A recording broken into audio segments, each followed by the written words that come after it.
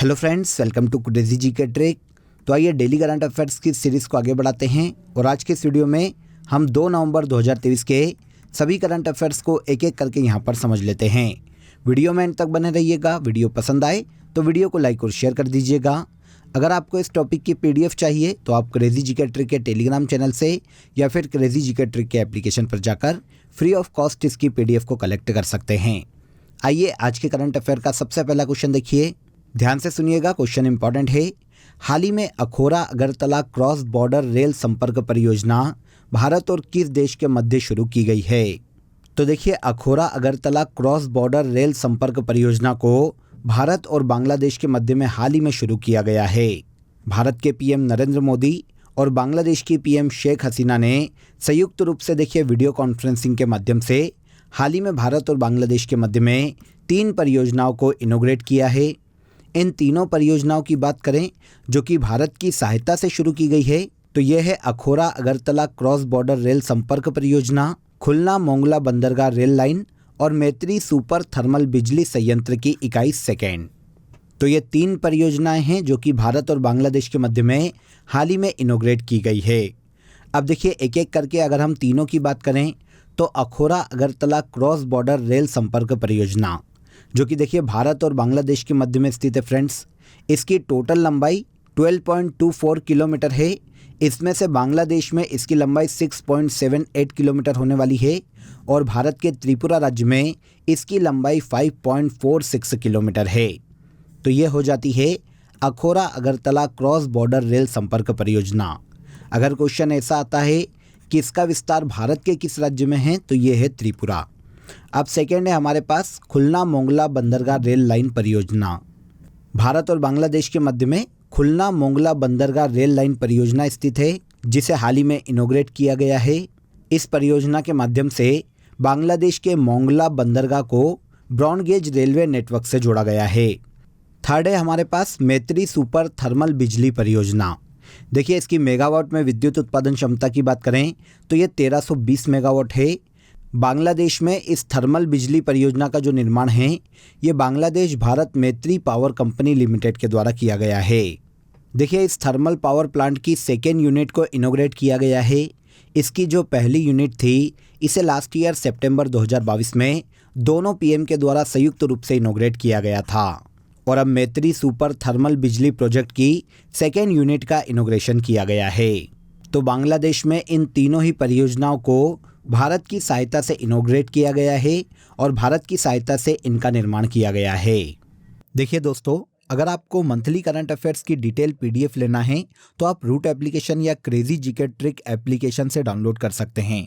साथ ही आप वीडियो के कमेंट बॉक्स में भी लिंक दिया हुआ है जहां से क्लिक करके आप ले सकते हैं। इन मंथली करंट अफेयर्स PDF में देखिए पूरे मंथ के जो सबसे ज़्यादा एग्जाम रेलेवेंट क्वेश्चन होते हैं उन क्वेश्चन को यहाँ पर डिटेल के साथ प्रोवाइड किया गया है, जो एग्जाम के लास्ट टाइम रिवीजन में आपको बहुत हेल्प करता है।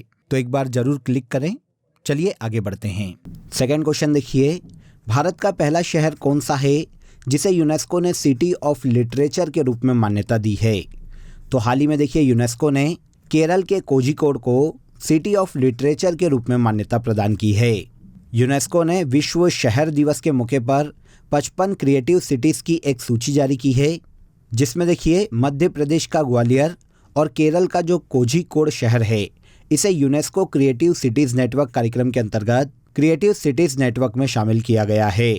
और इसी आधार पर केरल में कोझिकोड शहर भारत का ऐसा पहला शहर बन गया है जिसे यूनेस्को ने साहित्य शहर मतलब सिटी ऑफ लिटरेचर के रूप में मान्यता दी है। इसके अलावा MP के ग्वालियर शहर को सिटी ऑफ म्यूजिक के रूप में मान्यता दी गई।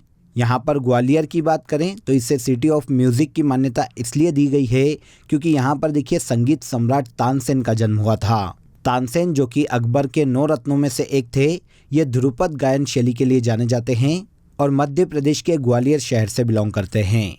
इसीलिए यूनेस्को के द्वारा ग्वालियर को सिटी ऑफ म्यूजिक के रूप में मान्यता दी गई है। अब यहाँ पर देखिए यूनेस्को क्रिएटिव सिटीज़ नेटवर्क की बात करें फ्रेंड्स, तो ये यूनेस्को का एक मेजर सिटीज़ प्रोग्राम है जिसकी शुरुआत 2004 में की गई थी। देखिए यूनेस्को के इस प्रोग्राम का मुख्य उद्देश्य वर्ल्ड में ऐसे शहरों को बढ़ावा देना है जो अपनी किसी न किसी क्रिएटिविटी के लिए जाने जाते हैं। तो इस तरह यूनेस्को सिटी ऑफ लिटरेचर के रूप में केरल के कोझिकोड को मान्यता दी गई है और सिटी ऑफ म्यूजिक के रूप में एमपी के ग्वालियर शहर को मान्यता दी गई है। इसके बाद नेक्स्ट क्वेश्चन देखिए, किस भारतीय ने wild life photographer of the year 2023 का पुरस्कार जीता है? तो wild life photographer of the year 2023 का खिताब भारत के बेंगलोर में रहने वाले विहान ताल्य विकास को दिया गया है। आंसर सी हो जाएगा।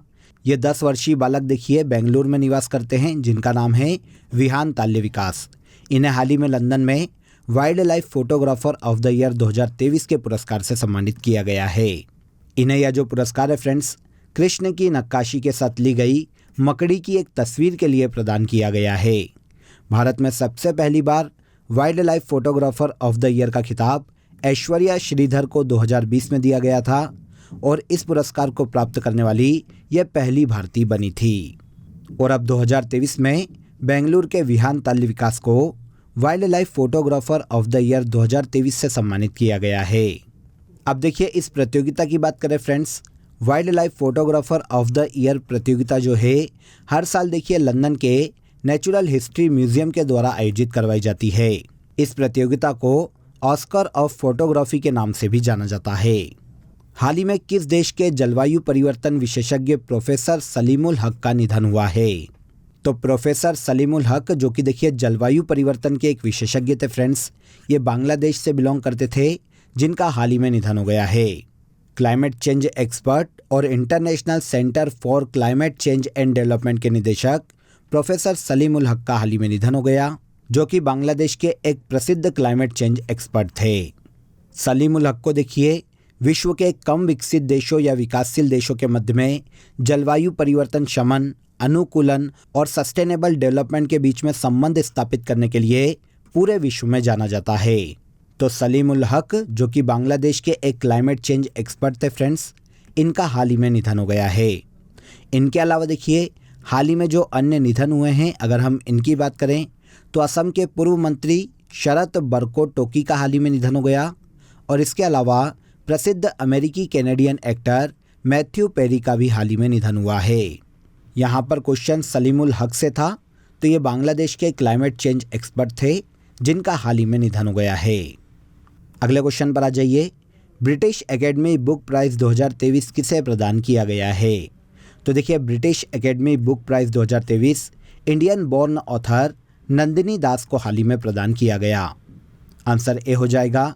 नंदिनी दास की बात करें तो इनकी book courting India, England, Mughal India and the origin of empire के लिए ग्लोबल कल्चर अंडरस्टैंडिंग के लिए इन्हें ब्रिटिश एकेडमी बुक प्राइज़ 2023 दिया गया है।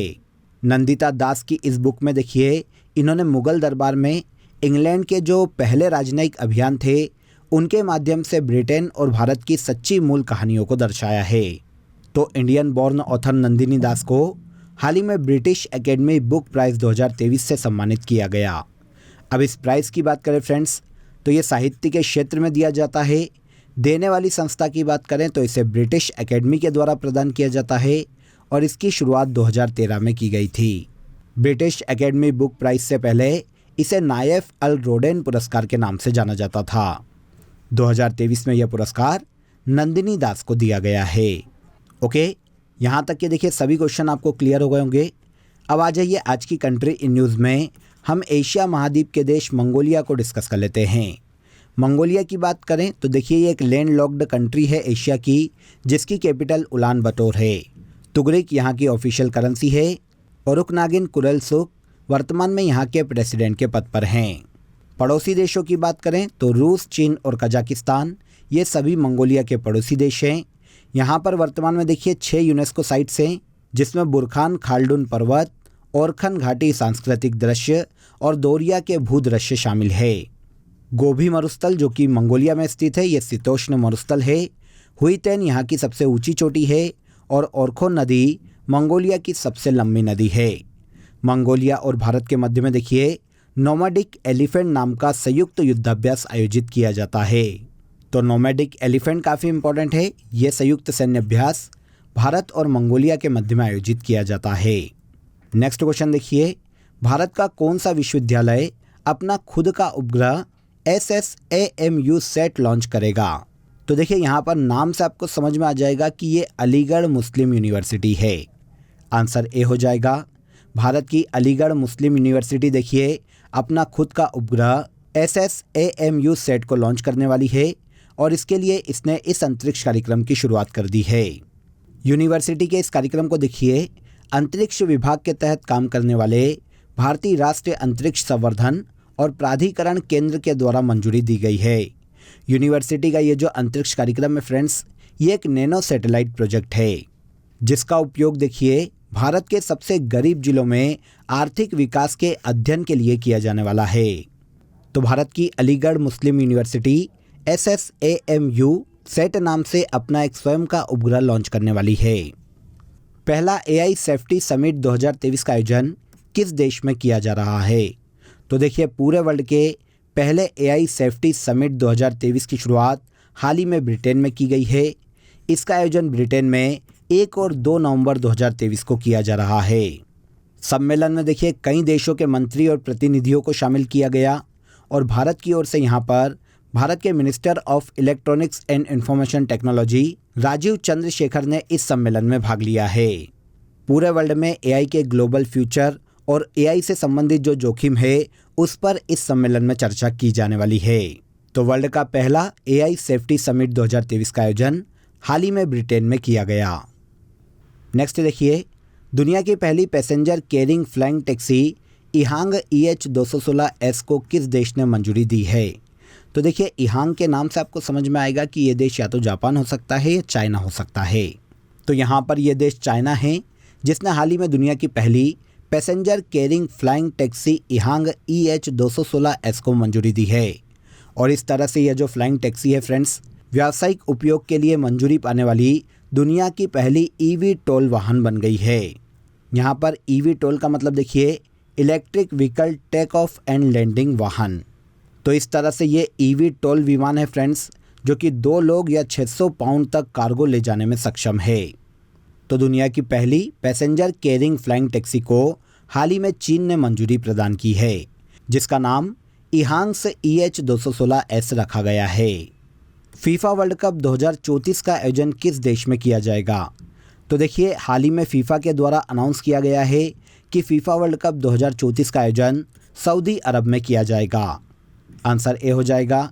यहाँ पर यह याद रखिएगा कि अगला फीफा वर्ल्ड कप 2026 में USA, मैक्सिको और कनाडा में खेला जाएगा और फीफा वर्ल्ड कप 2030 का आयोजन संयुक्त रूप से मोरक्को, पुर्तगाल, स्पेन, उरुग्वे, अर्जेंटीना और पराग्वे में किया जाएगा। लास्ट जो फीफा वर्ल्ड कप था वो 2022 में कतर में आयोजित किया गया था। 2026 का भी शेड्यूल देखिए फिक्स था और 2030 का भी शेड्यूल फिक्स था, लेकिन अब घोषणा की गई है फीफा के द्वारा कि 2034 में जो फीफा वर्ल्ड कप होगा उसका आयोजन सऊदी अरब में किया जाएगा। यहाँ पर देखिए फीफा वर्ल्ड कप की बात करें तो ये हर 4 साल में आयोजित किया जाने वाला फीफा वर्ल्ड कप है जिसकी शुरुआत 1930 में की गई थी और लास्ट ईयर 2022 में, जैसा कि अभी हमने बात की, इसका आयोजन कतर में किया गया था और यहाँ पर विनर टीम अर्जेंटीना रही थी। अब अगर हम फीफा की बात करें जो कि देखिए पूरे वर्ल्ड में फुटबॉल के लिए अंतर्राष्ट्रीय खेलों का आयोजन करवाने वाली सबसे बड़ी संस्था है। इसकी स्थापना 1904 में हुई थी और इसका मुख्यालय स्विट्जरलैंड के ज्यूरिख में स्थित है। जियानी इन्फेंटिनो वर्तमान में इस संस्था के प्रेसिडेंट के पद पर हैं। इसके बाद आज के करंट अफेयर का सबसे लास्ट क्वेश्चन देखिए, हाल ही में road accidents in India 2022 report किसने जारी की है? तो देखिए रोड एक्सीडेंट से संबंधित रिपोर्ट है तो ऑब्वियस सी बात है कि इसे मिनिस्ट्री ऑफ रोड ट्रांसपोर्ट और हाईवेज के द्वारा जारी किया जाता होगा। तो आंसर ये हो जाएगा। हाल ही में देखिए भारत की ministry of road transport and highways के द्वारा road accidents in India 2022 report को जारी किया गया है। अब देखिए यहाँ पर रिपोर्ट के अंदर का डेटा नहीं पूछा जाएगा, लेकिन हम कैजुअली डिस्कस कर लेते हैं। इस रिपोर्ट के अनुसार 2022 में सड़क दुर्घटनाओं में पूरे भारत में 1,68,000 लोगों की मृत्यु हुई है। इन दुर्घटनाओं में देखिए पिछले साल की तुलना में 11.9% की वृद्धि हुई है दुर्घटनाओं में और मृत्यु दर में 9.4% की वृद्धि हुई है। इसके अलावा ऑल ओवर डेथ में 36.2% जो डेथ हुई है देश में वो राष्ट्रीय राजमार्गों पर हुई है, मतलब नेशनल हाईवेज पर हुई है। और इसके अलावा 24.3% जो डेथ हुई है वो राज्य राजमार्गों पर हुई है और 39.4% जो मृत्यु हुई है वो सड़क दुर्घटनाओं में अन्य सड़कों पर हुई है।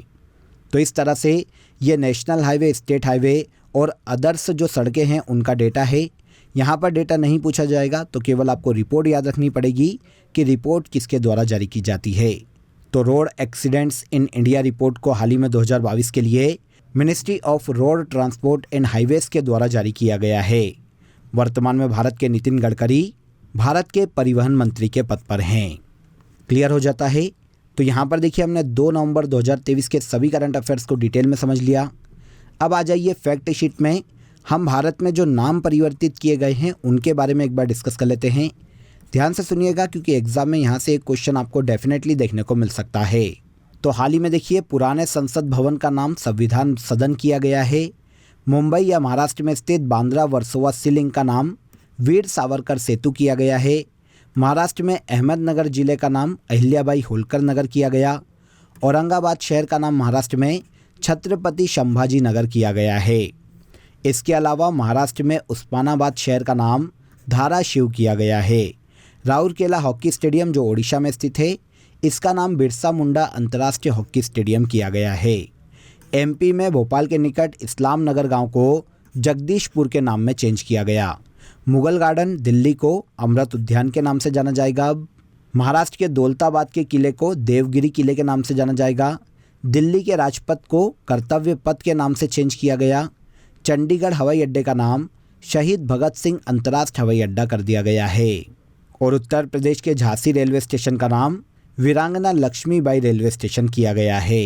तो इन सभी परिवर्तित नामों को याद रखिएगा जो कि चेंज किए गए हैं, काफ़ी इंपॉर्टेंट है। अब आ जाइए लास्ट डे के सेशन में जो करंट अफेयर हमने डिटेल में समझा था उसे हम एक बार यहाँ पर रिवाइज कर लेते हैं। पहला देखिए, बैलन डी और 2023 अवार्ड से लियोनेल मेसी को हाल ही में सम्मानित किया गया है।